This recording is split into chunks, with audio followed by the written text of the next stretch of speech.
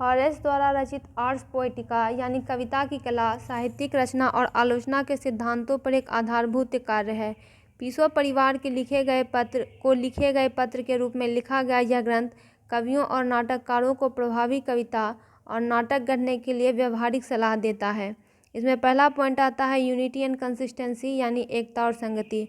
Horace साहित्यिक कृति में एकता के महत्व पर जोर देते हैं। वे सलाह देते हैं कि कविता के सभी भागों को समग्र प्रभाव में योगदान देना चाहिए, स्वर, शैली और चरित्र में संगति बनाए रखना चाहिए, सामंजस्यपूर्ण रचना सुनिश्चित करने के लिए विसंगतियों और असंगतियों से बचना चाहिए।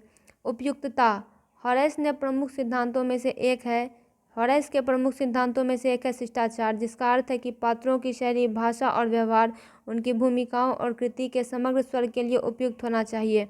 उदाहरण के लिए, एक राजा को गरिमा के साथ बोलना चाहिए जबकि एक आम आदमी को सरल भाषा का उपयोग करना चाहिए। संरचना और कथानक हॉरेस कवियों को अपनी कृतियों की संरचना पर ध्यान देने की सलाह देते हैं।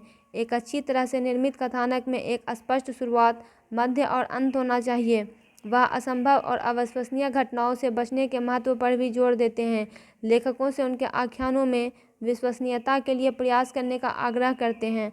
चरित्र चित्रण चरित्रों को जीवन के प्रति सच्चा होना चाहिए और उनके कार्यों और प्रेरणाओं में निरंतरता होनी चाहिए।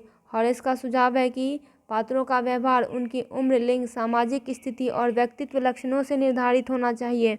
इससे विश्वसनीय और भरोसेमंद चरित्र बनाने में मदद मिलती है। भाषा का प्रयोग हॉरेस सावधानीपूर्वक शब्द चयन और भाषा के महत्व को रेखांकित करते हैं। वह स्पष्टता और सटीकता की वकालत करते हुए अत्यधिक उपयोग और घिसे-पिटे भावों के खिलाफ चेतावनी देते हैं।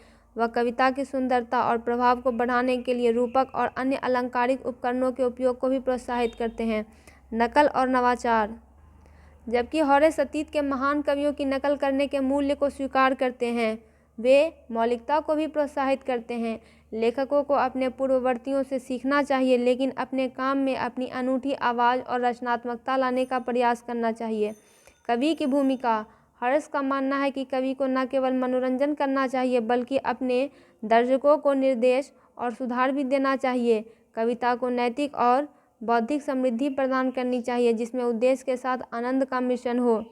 आर्स पोएटिका साहित्यिक आलोचना में प्रभावशाली बनी हुई है और इसने सदियों से पश्चिमी साहित्य के सिद्धांतों को आकार दिया है। लेखन के शिल्प में इसकी अंतर्दृष्टि कवियों, नाटककारों और विद्वानों के साथ गूंजती रहती है।